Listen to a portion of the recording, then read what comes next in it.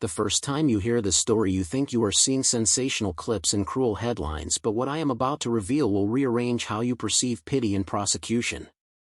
Listen and understand that this is not entertainment or gossip but a study in human collapse and communal obligation.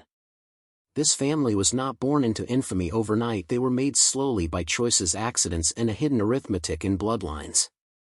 At the crest of everything stands a genetic twist that reads like a quiet arithmetic of doom. Two brothers identical in form produced separate branches that later folded back into themselves, and when cousins married who should have been merely distant relations, they in effect doubled down on shared code. The result was a cascading collapse of variation and a culture of compensations that altered how the mind and body organized itself. Imagine language stripped to its barest signals and replaced with textures of sound that outsiders could only misread as animal cries. Inside those sounds lived meaning and memory and an adaptive intelligence that sustained life under siege. Beyond the science there is a human ledger of neglect, a ledger balanced by abandonment and rituals of protection. Neighbors who once walked past learned to stand guard, and in doing so became both sanctuary and screen for the world outside. You will learn how the world laughed and how the world failed to see the full weight of responsibility it carried. This first truth is simple and devastating. The family was not simply a curiosity, it was a living record of failed systems and private survival tactics. Today we peel back the first layer to locate the origin of the collapse and the first people who paid for it with their minds and with their future. What you feel as revulsion is a social reflex. Do not let reflex hide the moral question beneath the spectacle. Who took responsibility, who looked away, and why? The answers will follow, and they will bind you to this account beyond idle shock. We will trace licensed failures from judges to doctors to distant kin and map how policies and prejudice conspired to leave these people exposed and unchecked. This is the first cut into a wound that is wider than a single family and deeper than a single generation. Hold tight and listen with the intent to learn and to remember. Now we move to the second revelation, where isolation took on an organized form and the perimeter around this family hardened into a defensive doctrine. The Whittakers were shielded by neighbors who chose to protect as much as to hide them from prying eyes. Gun barrels and barked warnings became a language of deterrence, and in that enforcement a moral paradox took shape. Those who guarded the family were both rescuers and jailers, and their presence altered how truth moved between inside and outside. When a filmmaker approached, he was met with steel and suspicion, and only after years of return did trust thin into permission to film. Understand that what seems like hostility is often the last practical lesson a community learns in response to repeated cruelty. Months of harassment had taught the neighbors a simple rule: never allow the spectacle to consume the people within it. This defensive posture created a veil, and in many ways it preserved life while also insulating families from necessary medical and social interventions. The world saw caricature. The world did not see the slow erosion of opportunity and the missed chances of intervention that might have changed trajectories. Behind the rifles were names and histories of those who believed protection should be absolute even at the cost of oversight. When force becomes the primary firewall, the path to outside help narrows, and the quality and timing of that help often deteriorates into emergency responses rather than steady care. This section will map the places where protection became a substitute for policy and where private enforcement replaced public responsibility. We will examine how combined fear and loyalty warped judgment, and how the very acts meant to keep harm at bay compounded sources of harm. Listen to the pattern of escalation: how harassment became violence, how defense hardened into routine, and how a community identity reshaped itself around a family in need. This truth asks a hard question about the nature of guardianship and whether solidarity can become complicity when it shuts down channels of oversight. You will see the names of small-town actors, local sheriffs, volunteer medics, and relatives who together formed an architecture of secrecy that no law seemed prepared to penetrate. Their intentions were sometimes noble and sometimes fearful, and the line between the two blurs into a gray that society prefers not to inspect. Hold that tension. The third truth confronts the music of their voices and the anatomy of the sounds that startled millions.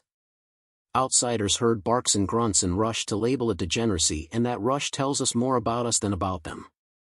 Decades of isolation created a private lexicon and a survival code that looked like noise to cameras hungry for spectacle. If you listen with trained attention, you will detect repetition, cadence, and response patterns that function as grammar inside the household. Some members could form sentences, others communicated through rhythm and repetition, and in that exchange there existed care coordination and warning systems. Experts who later viewed footage proposed that a mix of nonverbal developmental disorders and adaptive signaling had produced the vocal repertoire the world mocked. This is an act of misperception at scale where commentary transforms difference into entertainment and empathy into derision.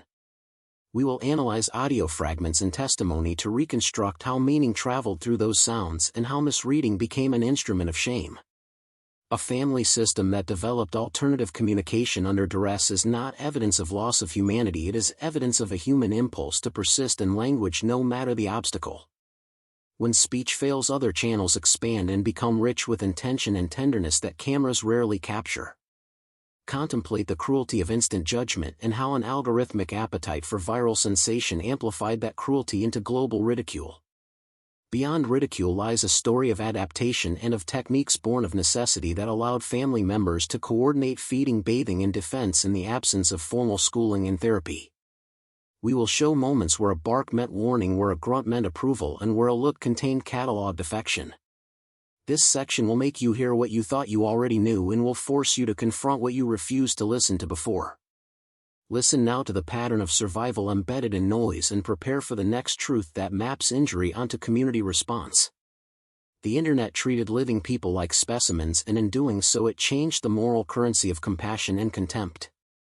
Each view hardened stereotypes and fed cycles of shame and withdrawal. We will map how ridicule and viral appetite became structural forces that altered care options and the prospects of those within the compound. This turned watching into participation in their ongoing daily harm. Midway through this descent we arrive at a deliberate toggle that separates spectators from participants. Up to now you have watched past judgment and perhaps felt the discomfort of recognition that your entertainment has a cost. Now I call you to a small act that doubles as a commitment and as a test of attention. If you choose to partake, write the phrase "I am seen" twice in the comments and do not add anything else. This symbolic repetition will serve two purposes. It will anchor your encounter with this material and it will train the algorithm to treat compassion as currency rather than as spectacle. By writing "I am seen," I ask you to claim witness and to refuse the impulse to reduce people to curiosities. By writing "I am seen" a second time, you make a private pledge that you will remember these faces and that you will refuse to derive pleasure from their pain.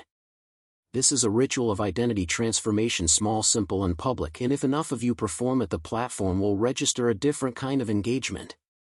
Do not mistake ceremony for salvation. This act does not absolve systemic failure, it places a single human marker into a ledger of accountability.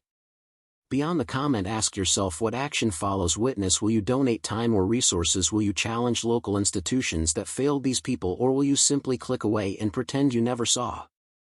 This section is an invocation of responsibility and a calibration of what it looks like to move from voyeur to guardian. If you are listening, then act. Let your comment be the hinge that opens the door to something larger than passive consumption. Beneath the flames and the media glare lay transactions and quiet legal strategies that reshaped inheritance and aid into contested currency. We will expose accounts of alleged staged claims and insurance disputes and opportunists who circled once the family was most vulnerable. These maneuvers turn tragedy into legal theater and financial extraction into a business masquerading as help. As you type "I am seen" twice, remember that witness has consequences and that exposure without organized support often invites predators and accelerates harm. Hold your witness accountable with action beyond comments now. The fifth revelation is the night of fire and the long, slow aftermath that compressed lives into a smaller and more fragile space. When the mobile home burned, the family had already been living on the edge of scarcity, and the blaze turned scarcity into constant crisis. 6 people and their dogs squeezed into a single trailer across the road, and the blackened bones of the old house staged a daily reminder of loss. You must picture that proximity, the heat, the cramped breathing, and the small acts of negotiation required to survive in a space designed for far fewer bodies. Every corner became a ledger entry of who would sleep where, whose clothes would be stacked, whose memory would be boxed in ash. Daytime routines rearranged into systemized choreography so that food distribution, bathing, and sleep could continue without collapse. Neighbors brought charity, but charity was often thin and intermittent, and many institutional supports seemed distant, as if geography had become an argument against obligation. In the weeks that followed, the camera found faces that were tired but not broken, and in that endurance there was a grim dignity that viral frames rarely captured. The family sat near the ruins, and sometimes they stared at the smoldering ruins not with shock but with the kind of quiet fatigue that comes from repeated catastrophe. Here we will slow the footage and describe the textures of that winter, the smell of char, the way children learned to carry blankets, and the rituals they made of maintenance and repair. We will trace the small economies that emerged, the barter of services, the folding of chores, and the shifting of roles as adults coped with loss and scarcity. This section will show how disaster reorganizes kinship and how endurance can be mistaken for resilience when it is actually the product of limited alternatives. You will meet the people who tried to help and those who took advantage. You will understand why legal claims and insurance disputes arrived like vultures rather than as true relief. And you will feel the heavy arithmetic of survival, where every choice about heat or fuel or food carried a moral weight and a financial math that never balanced. Dogs curled where beds had been, and children learned silence as protection, and in those silences institutions were tested and often found wanting in truth. The sixth truth is ugly and transactional, and it names the predators who saw collapse as an opportunity and not as a call to care. When a family has little and gets less, the incentives for plunder increase, and some actors rationalize extraction as rescue. We will recount how financial instruments and legal loopholes were used to redirect aid and to claim inheritance under dubious circumstances. There are allegations of staged claims of death and of paperwork that shifted assets away from those who needed them most and into hands poised to profit. This was not only personal greed, it was an architecture that tolerated small-scale theft because it was distant, it was bureaucratic, and it felt abstract to those who signed the forms. Beneath signatures there were human costs, and behind legalese there were faces whose futures were auctioned for the price of procedural convenience. We will expose names and transactions and show how court filings and title transfers can become weapons when empathy is absent and when oversight is lax. Local officials and remote assessors often relied on appearances and on affidavits, and in that reliance a conveyor belt of decisions moved wealth away from those most in need. These chapters force you to see the mechanics of extraction, how paperwork can mask violence, and how charity can be converted into commerce. You will follow paper trails through county clerks, through insurance adjusters, through funeral homes, and through private entities that quietly separated money from care. This revelation challenges the comforting myth that tragedy always produces generosity. Instead, it often produces opportunities for those who understand how systems obscure their hands.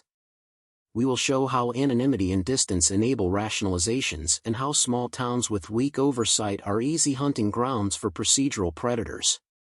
Prepare to feel anger and to learn strategies for accountability and for redesigning systems so that vulnerability is not a market and so that aid is not a conduit for harm. Community complicity matters when silence becomes currency and when neighbors who protect also enable opacity.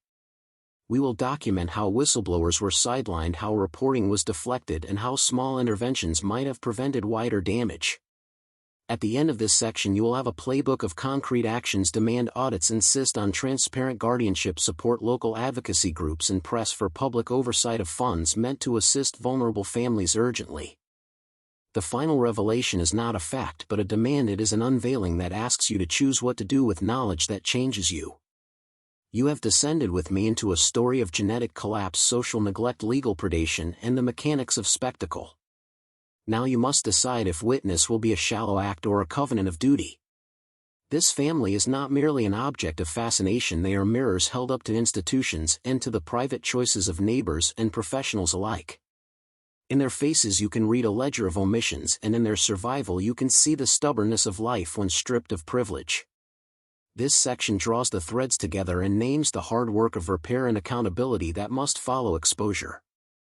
First, admit the role of passive consumption and harm, and then move to concrete steps. Report suspicious transfers, insist on case management, demand consistent therapeutic support, and foster local watchdog coalitions. Second, learn to convert outrage into sustainable pressure. Write letters to officials, support community mental health funding, and refuse platforms that monetize vulnerability. Third, protect whistleblowers and back those who risk reprisal to reveal misdeeds, and ensure that audits are not optional but mandatory in cases of repeated neglect. You will also learn the language of systems reform, how to track public dollars, how to contest probate filings, and how to press for legislative changes that close loopholes exploited in moments of crisis. This is not a comfortable set of tasks, it is dirty work that asks for patience, persistence, and a refusal to be satisfied by momentary visibility. If you leave this account unchanged, you will have learned nothing, and if you act, you will become part of a lineage of guardians who translate witness into structural change. Remember the symbolic phrase "I am seen," perform it and comment, and then move to action. Let that small ritual be the lock that opens a lifetime of responsibility, and let the memory of those faces guide your steps forward. This is dangerous knowledge because it strips comfortable narratives and it calls for labor beyond outrage. Be the man who turns knowledge into guardianship, who converts curiosity into consistent care, and who understands that true power is measured by the protection one offers to those without voice. Carry this story with discipline and act every single day.